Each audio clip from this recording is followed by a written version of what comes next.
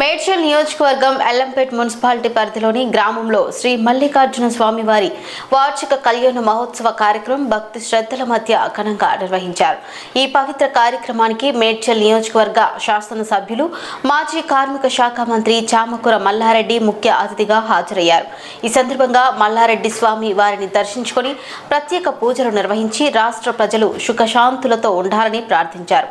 అనంతరం ఆలయ అర్చకులు వేద మంత్రోచ్చారాల మధ్య స్వామివారి కళ్యాణ మహోత్సవాన్ని సాంప్రదాయబద్ధంగా నిర్వహించారు. ఈ కార్యక్రమంలో పాల్గొన్న భక్తులకు తీర్థ ప్రసాదాలు పంపిణీ చేశారు. మాజీ మంత్రి మాట్లాడుతూ దేవాలయాలు భారతీయ సంస్కృతి సాంప్రదాయాలకు ప్రతీకలని, ఇలాంటి ఆధ్యాత్మిక కార్యక్రమాలు ప్రజల్లో ఐక్యతను పెంపొందిస్తాయని పేర్కొన్నారు. గ్రామాభివృద్ధికి ఎల్లప్పుడూ కృషి చేస్తానని హామీ ఇచ్చారు.